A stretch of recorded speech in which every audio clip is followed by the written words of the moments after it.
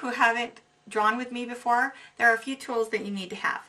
One is you need to get comfortable. And for me that means pajamas because I like pajamas. So if you want to tell everyone you know that you learned that you officially are supposed to be wearing pajamas, you have my permission.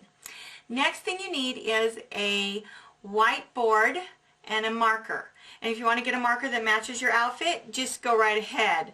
And if you don't, that's fine. I like a really big whiteboard because it just makes it easier to draw and you don't have to erase as much. But if you have a small whiteboard, that will also work.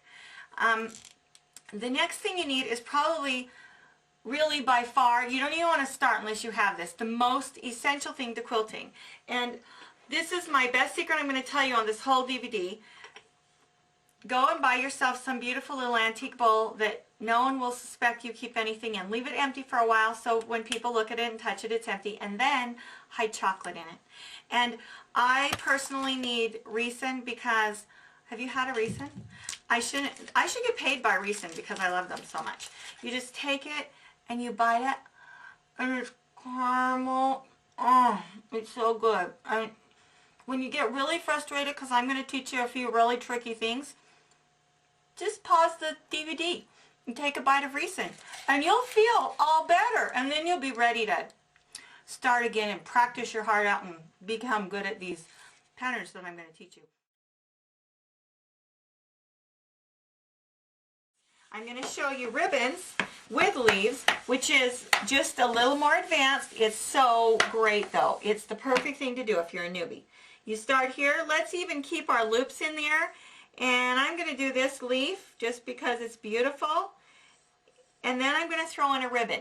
Now ribbons are the best because they fill spaces. So I'm going to let this ribbon go like this. For a ribbon, you just do like you're doing a stipple. You go wherever you want to go. You have it be loose and wavy.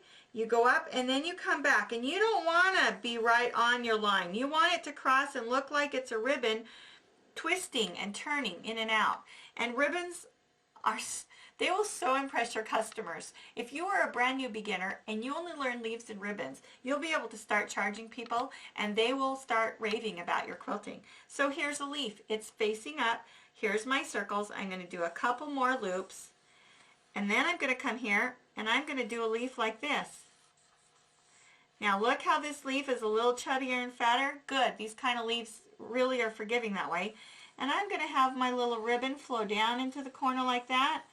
When I get to the end of ribbons, I often make them into a loop. I just think they look more ribbony. You can go straight, and that's okay too, but I love curving and looping. So here I am, and I'm going to do a couple more of these and come here, and then I think I'll have my leaf go this way. And then see how I can fill this space with a ribbon? Perfect. And then I can choose. If I want to slip up here, I can, or I can just come here. And here. Now look, I put 3 lumps on that side. Nobody cares. It doesn't matter. These leaves are so easy and so forgiving. Then I throw in a ribbon to make my spacing nice, and I'm there. Come over here, do another little loop swirl. I can do more than 2 if I choose to travel where I want to be. And here I am, and there's my ribbon. So, ribbons and leaves. You can do amazing things. Now, ribbons you can put on anything. I'm going to teach you a lot of flowers. You can add ribbons to everything you want if you like. You can be known as the ribbon queen in your area. And quilters love it. It's absolutely beautiful. They love it when you do this kind of a overall design on their quilt. It just makes it so beautiful.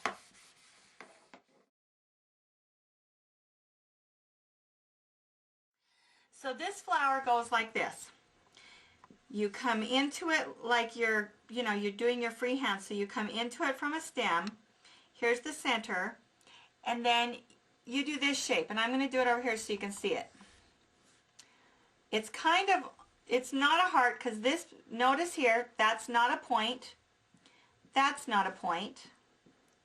They're waves. So there it is. So practice that a few times. Just up, back. It's like a heart shape, But again, there's no points. Everything's just waved. Okay? So whichever way that's comfortable for you to draw it, I'm not very directional, so I can draw it the same both ways. It doesn't matter. But it might matter to your brain. So you figure out which way your hand wants to go and draw that shape. Once you have the shape down, then we're ready to attempt this flower. Once you learn this, you think, why was that so hard? But it really is hard to begin with. Now, the first clue is, once you get here, you come back along this line. So you want to come back along the line where you've just drawn in and do your shape. Okay, there it is. Now I'm going to do it 2 more times, and I want it to end up being directly across from where I've come in. So there I am. Now I do it again and again. Now, that's my flower. Now I dress it up, and this flower looks so cool quilted.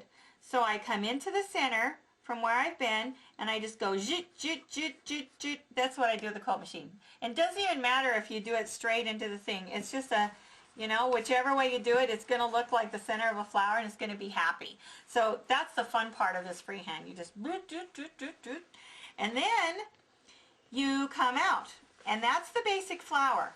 Now, there are so many things to do with this flower. So I want you to stop and practice this flower until you get it. Here's some other helpers in case you just are really struggling. Draw yourself a circle. This is for those of you who are struggling. Draw yourself a circle. Come into the circle, not all the way to the middle. Here's the middle.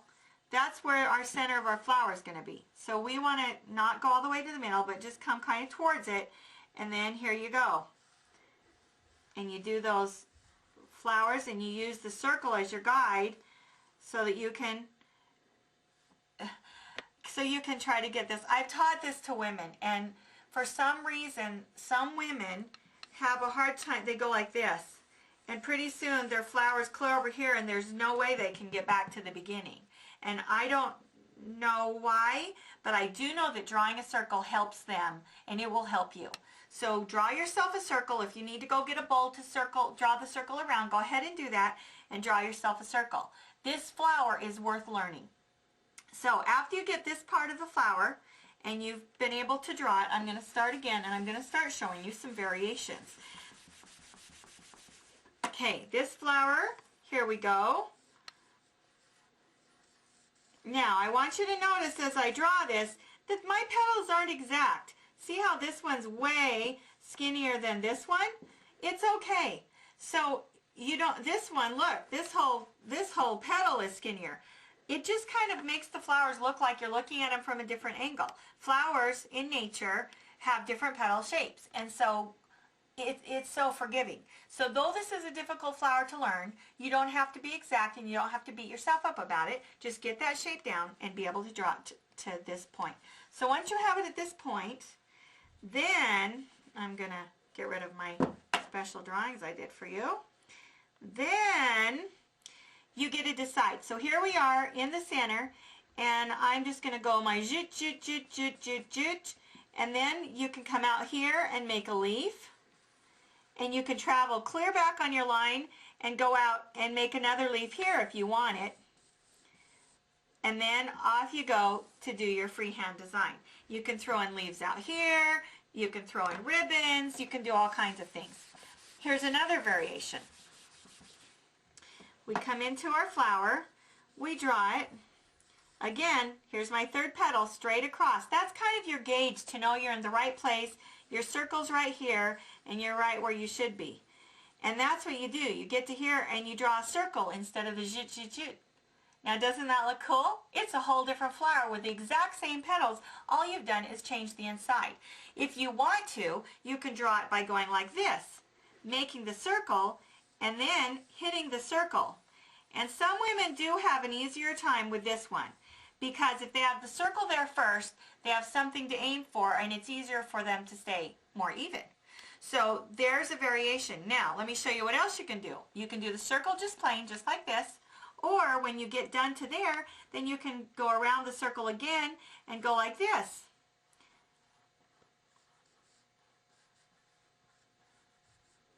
Okay, there you go. Another variation of that flower. And then there are so many variations that all it takes is your imagination to think of them. Here's one.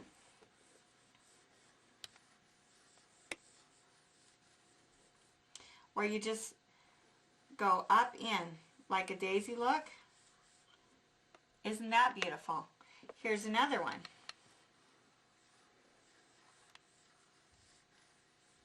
Where you do the zoot, zoot, zoot, zoot, zoot, zoot, zoot, and then you echo. And it looks kind of like a ribbon flower. It's just double quilting. And sometimes double quilting really, look how goofy I did that, and it still's going to be okay. I wouldn't pull that out if I'd quilted it like that. I just leave it. Everyone would go, cool, because the thread will make it beautiful. The other thing you can do is you can flip your line clear up in. Okay? So many variations. How to do it. Let me show you. If I were doing it on a freehand, look, you can make them small. They're so beautiful. Okay, maybe I'd throw a leaf here, come down here, add a leaf in here. I love to throw in ribbons, although I don't always do it, but I'm going to for this pattern.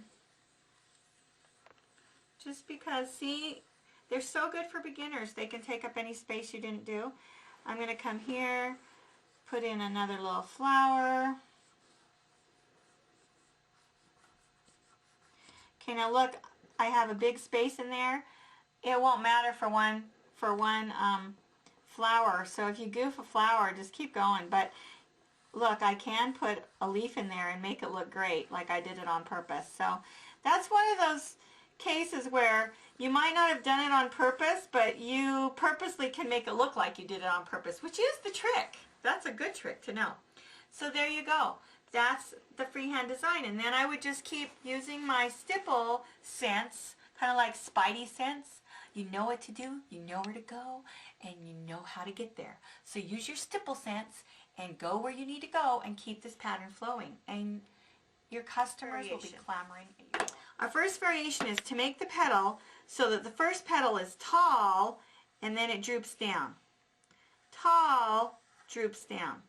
It just changes the shape. You're having a whole different petal. It's kind of like one of those, I don't know what they're even called because I'm not a gardener, but when we were little kids, they had these seeds in them and they were these little flowers and they had this shape to them. We called them propellers, and then we twirl them and throw them in the air. Okay, that's kind of this shape. So tall, and there you go. And then you just draw it until you're happy with it. You can vary it by putting a thing in it. If you think it's looking too cluttered and too much, then don't.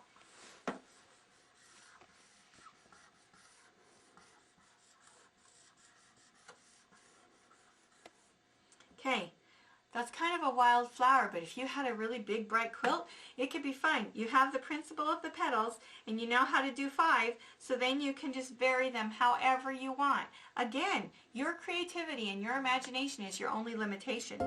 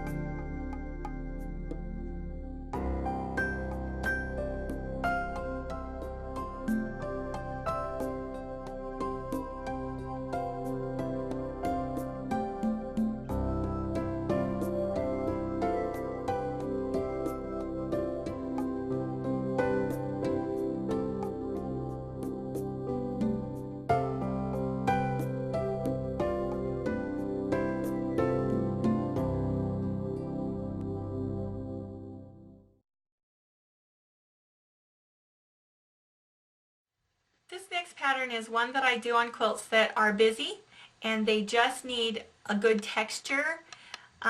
This one, it's a little bit tricky but not too tricky, and there are so many variations of it, but I'm just going to show you one. So let's pretend this whole board is a quilt, and you can do this bigger or small, you just have to be creative. And this is how you begin. You start here and you just do a line. And there you are. And then you echo.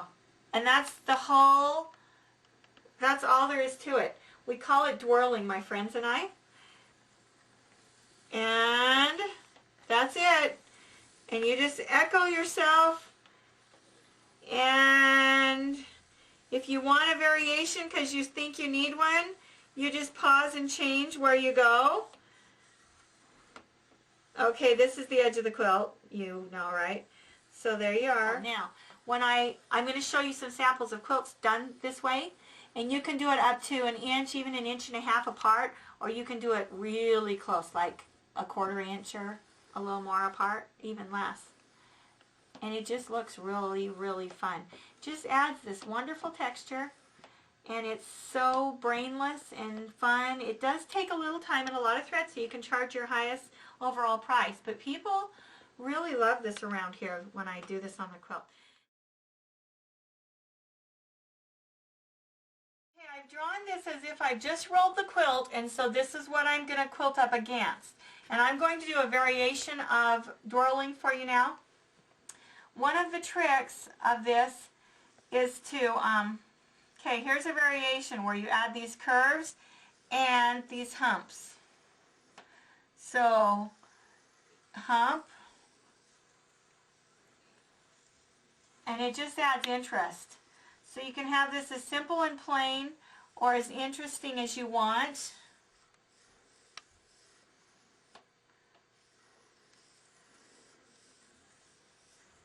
And that varies it enough that it makes it interesting to look at.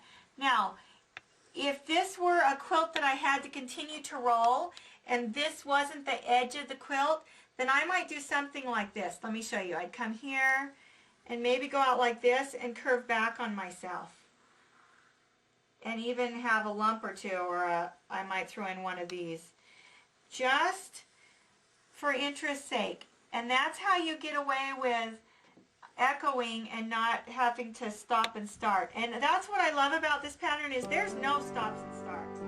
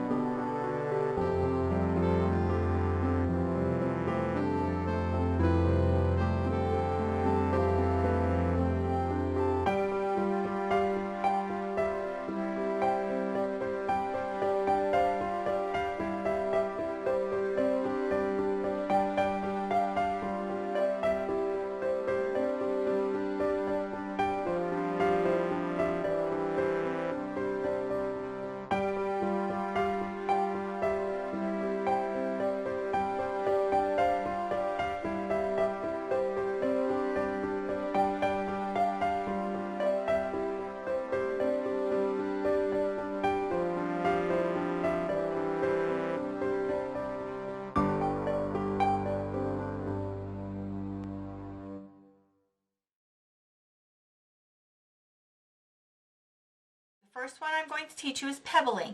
And pebbling is fun. It really is hard. It really is like, I compare it to patting your head and rubbing your tummy at the same time, you know. You have to practice one until you can do it, and then, yeah.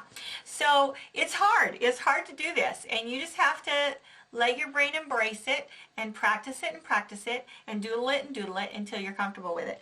This took me a couple months to get, so just keep at it and you'll get it. You just make circles, figure eights.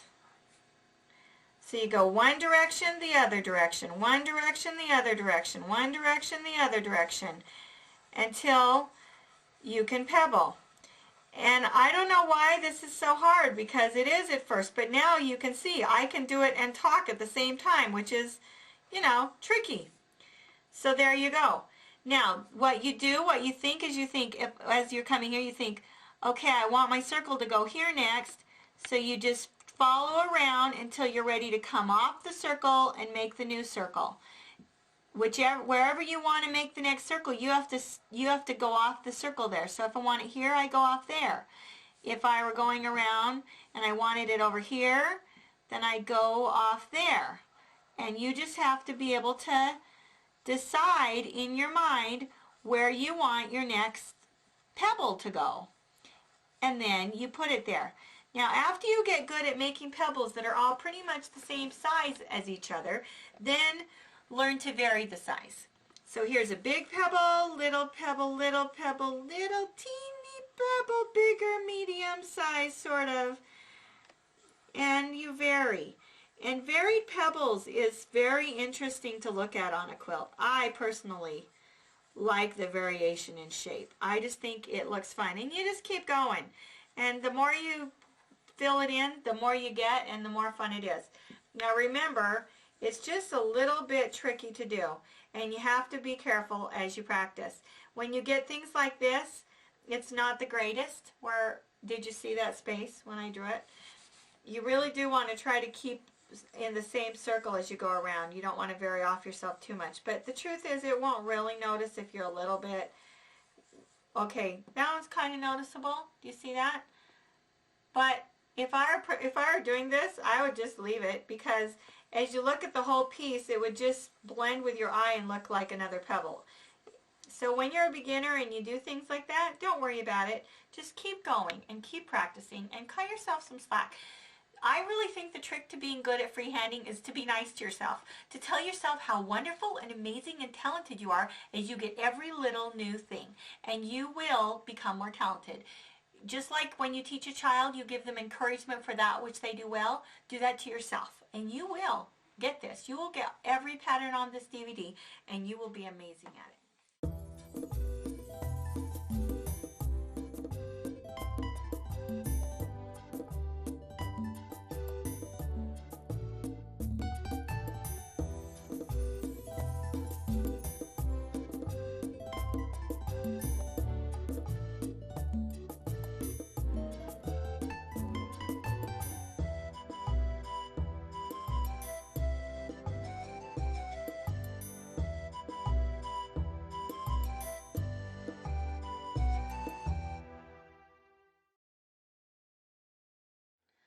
Another background fill that's kind of fun is just to go like this.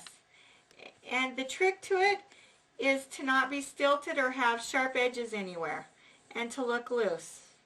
So you come like this, then you come here, and then you can vary and go this direction. And you just have to practice until it feels good and you know what you're doing. And that's it. There's one that you can do that goes like this, where you wave back and forth, and you have to practice that too. So this is kind of a ribbon, and it's really fun to do in a sashing or something that's not very big. It makes a really cool texture, almost like a pebble back and forth texture.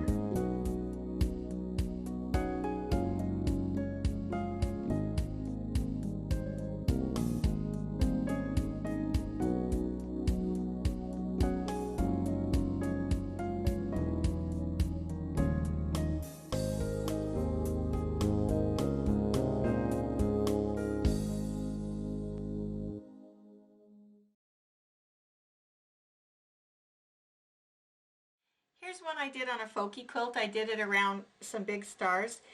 And it's almost like a patchwork of scribbling. You just go and then you go back. And then when you get to there, you do a bigger shape. And this is just a great filler, especially for folky because it's so free looking. And then you decide where you're going to go from here. If you want to do this next, you can. And then as you get here, you can go this direction. And then, here you go. And it's really just a filler. And the fun of it is trying not to get caught, which I've done for you on purpose actually, so you can see, oops, I got caught. But because it's a scribble, then you can really just grab it, go out, and there you are. So you don't even have to stop and start when you goof. So try this on a practice piece and see if you like how it looks. Now you can vary how big you make the spaces in between, but it's really fun on the right quilt. It really does have to be done on the right quilt. You can't do this on just anything, but it's great. I did it on one of those, oh, I can't think of the artist's names, where they slash and cut and, you know, and so it had these folky stars all over it. And I did this just in one section of the quilt. I did different background fills for every section, and this one turned out so cool looking. So try it. You'll like it.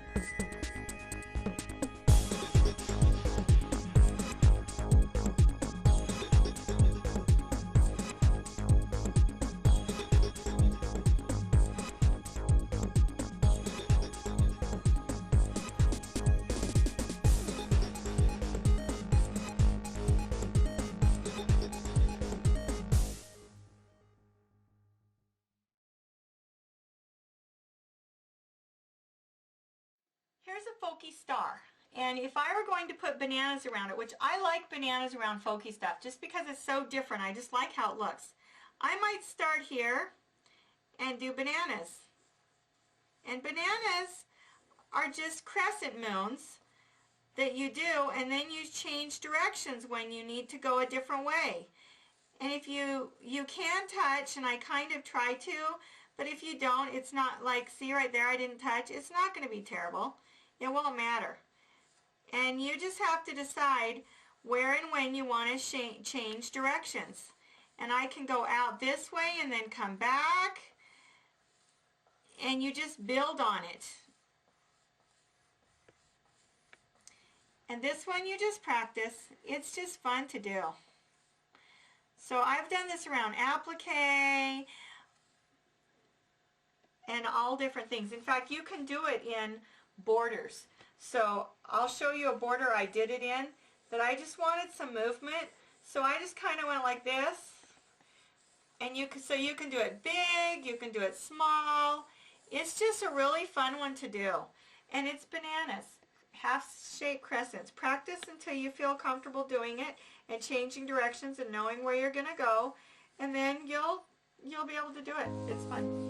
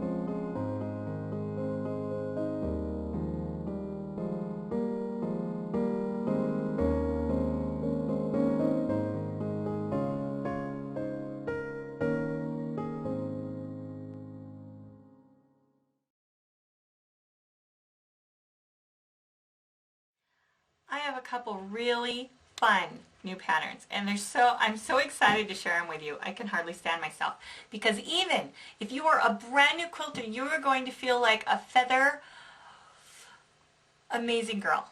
You just are, because you can do these feathers and you can do this overall pattern, and it is so fun. So I'm going to teach it to you, and the first thing you need to do is learn how to go like this. Ta-da! I know, practice. Make them big, make them hooky, make them so they can go any direction. You need to be able to make a hook. See, that one's kind of ugh because it didn't curve in at the bottom. Don't make them ugh, make them pretty.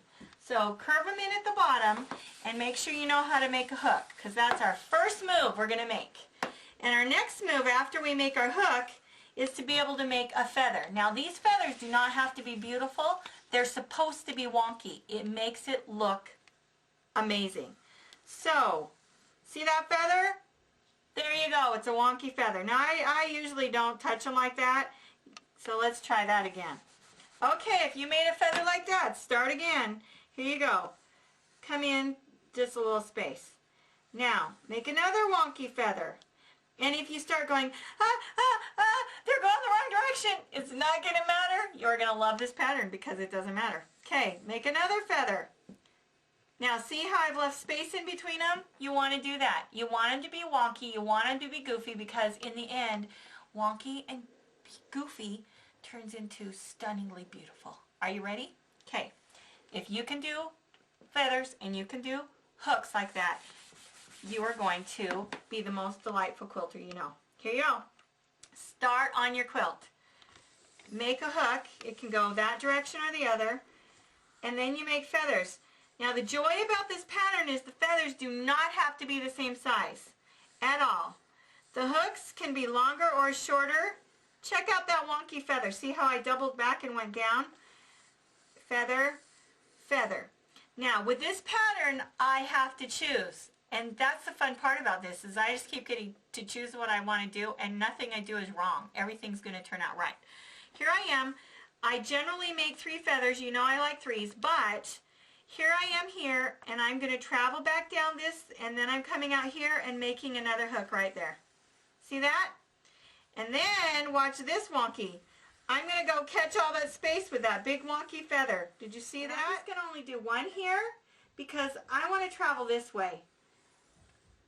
And then I'm going to just go up like this because I want to go back. And I can change directions all I want. Now here's the fun. As you're doing a freehand with this, as you come back, you just do your spacing with your feathers. So here's that wonk. I'm going to make this one really wonk and flip in there, and this one here. Now if you just looked at those 3 together as a feather pattern, they look totally dorky. Their shape, the way they're going, their spacing, but trust me, when we quilt this, you're just going to go, I am so amazing. So I'm going to do one feather up here just because I want to before I do my next hook, which I'm also going to do this way, and then I'm going to do 1, 2, and hook this way. Why? Because I felt like it. Is there a rule for you to follow? You just have to feel how you feel and do what you want and go where you want to go. And you can sneak over. Watch me sneak. I'm going to sneak over. Here I am right here. I'm going to sneak down to here, and then I'm going to flip between my feathers because I can. You just kind of go down and touch something, and then I'm going to walk out here and grab this space. I'm going to do a little hook right there, do a big wonk and a little wonk. I only have room for 2. Oh well. Here I go. Wonk, wonk, wonk. It is the, can you see how beautiful this is? And you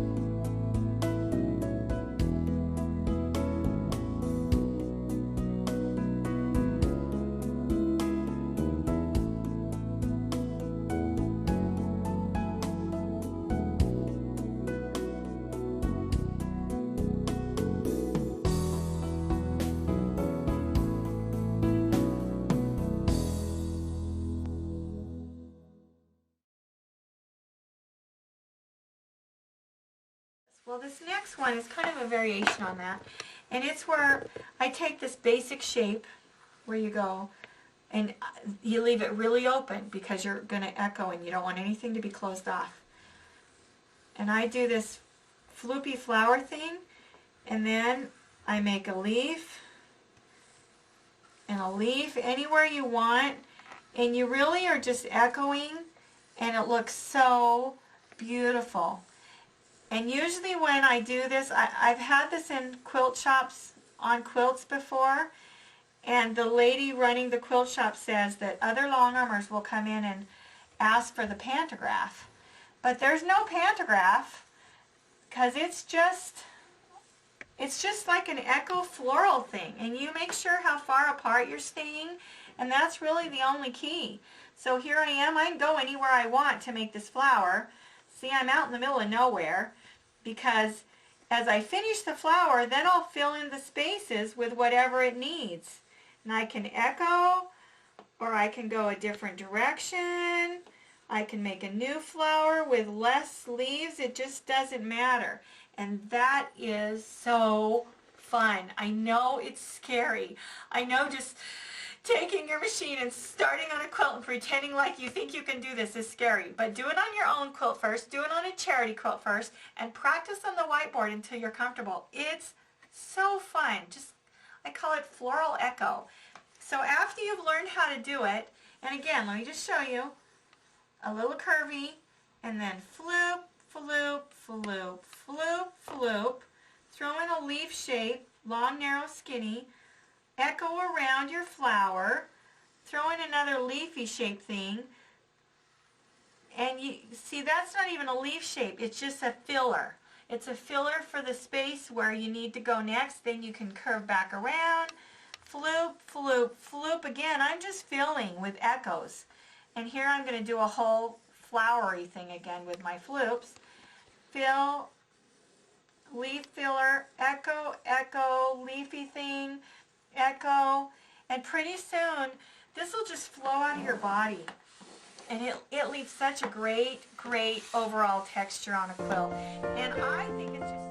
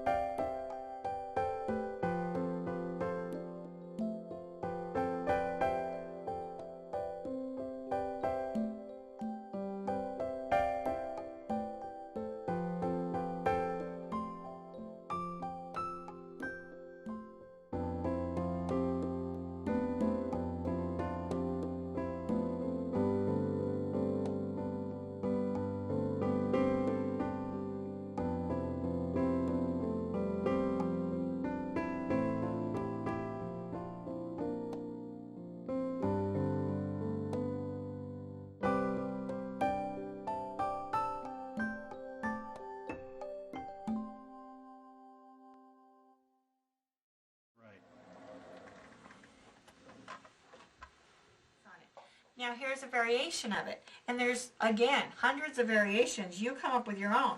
But you go like this. If I want it to be more jaggy or more, I don't know, not so curvy, then I just make it more jaggy. It's almost more masculine this way. But what it does, different quilts call for different things. What this does is it still has these circle shapes to soften it, which you can throw in anywhere you want.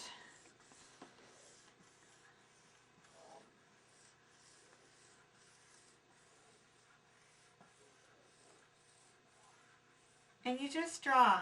And you can't goof. I want you to look close at what I've done. I want you to see that I have all these odd shapes, and it just, see how great that looks? It's simply this one shape. Here you go. Hook, and then you just do these open leaf petal things. Open leaf petal, echo, back up, leaf thing, echo, echo, start a new one. Come in where you were, and there you go. And it just is the most fun. That's it. That's all you do. You get the shape down, you figure out how to fill until you're comfortable doing it. Now when you first start, you're going to freak out a few times and, wow, what do I do? And get jaggy. But just relax. Spit out the trusty chocolate.